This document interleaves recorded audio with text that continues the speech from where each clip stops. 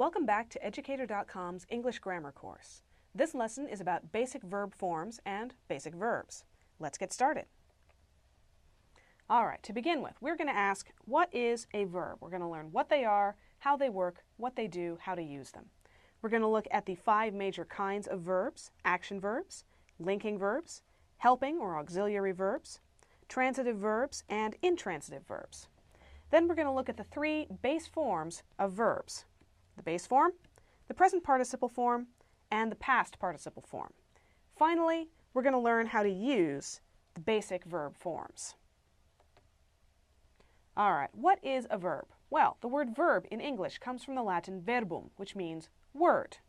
Basically, a verb is the most essential word in English. You can have a one-word long sentence in English, and in order to be grammatical, that word absolutely must be a verb. Verbs express an action or a state of being. There are 5 major kinds. Action verbs describe an activity. Linking verbs connect a subject to its complement. We'll look at that in a moment. Helping verbs help other verbs to construct special tenses. Tenses are something we'll cover in a later lesson. Transitive verbs connect subjects to direct objects and sometimes indirect objects too. And intransitive verbs do not have complements or direct objects.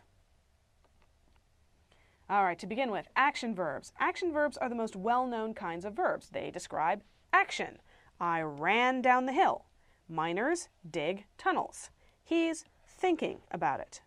Note that action verbs do not always describe physical action. Thinking is an action too. So, if someone's doing something, whether it's with their body or not, it's probably an action verb. Now we come to linking verbs. Linking verbs connect a subject with its complement, usually an adjective, noun, or pronoun. Now, what is a complement? We'll cover that. Think of linking verbs as any verb you can replace with an equal sign. Let's look at an example. The cookies smell amazing. Smell is our verb here, and it connects cookies with amazing. Cookies equals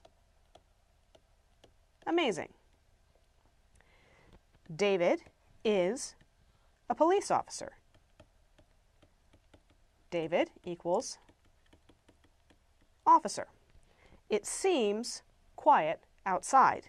It equals quiet.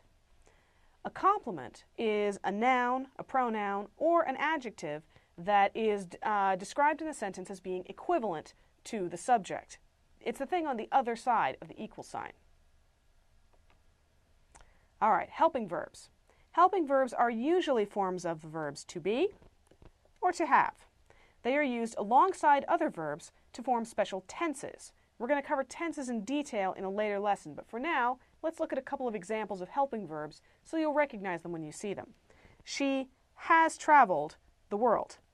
Traveled is the helping verb helping the main verb. Has is the helping verb helping the main verb, traveled.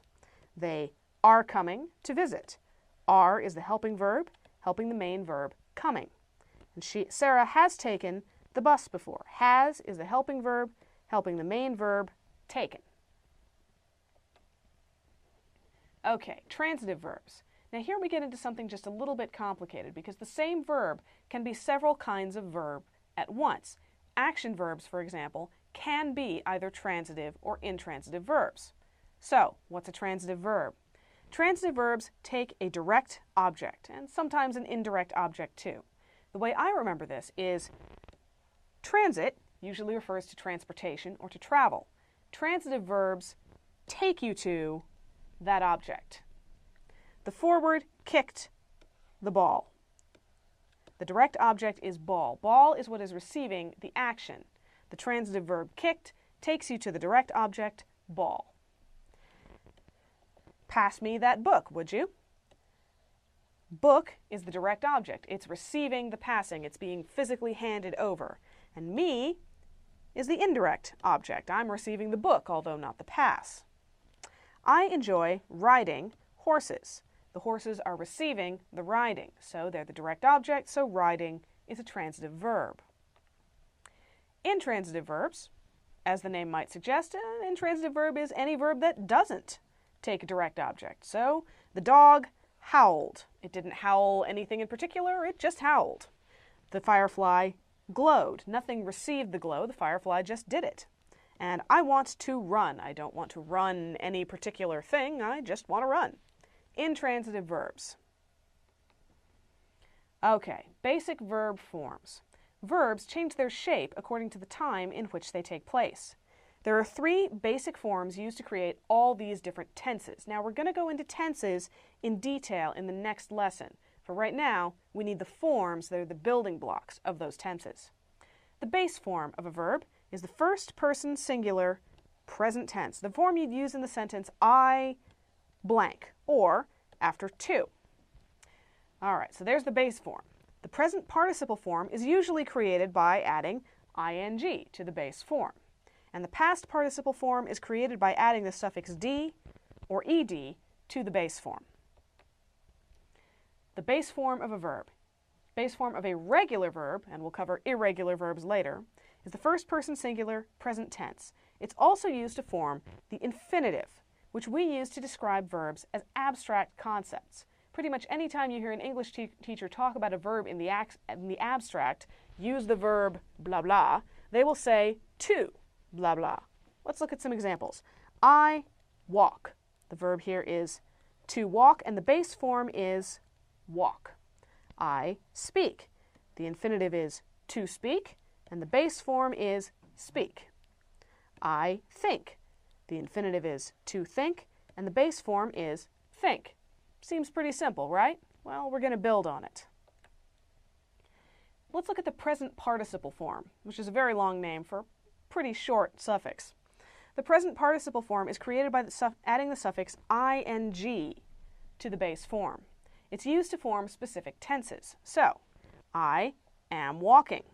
We've added the ing to the base form walk. The infinitive is to walk, and we get walking, the present participle form.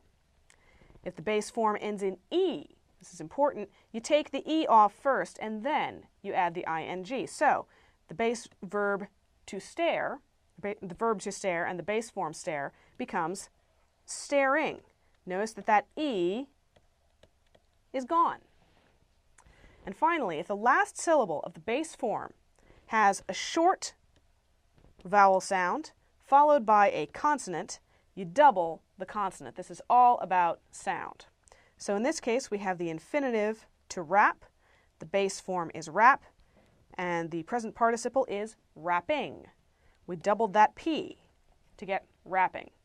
Otherwise, if you left the P off, then it would look like raping, and you would have an entirely different sentence. Okay, the past participle form. The past participle form is usually created by adding the suffix ed to the base form of a verb. I walked to school. There's our friend walk again. Base form walk. We add the ed, and we get walked. Now, there are some complications. If the base form ends in e, just add d. So there's our old friend stare, and it becomes stared. We've just added the d. And if the base form ends in y, change the y to an I and add ed. The baby cried. The infinitive is to cry. The base form is cry. We get rid of that y, we turn it into an I, and we get, with ed, cried.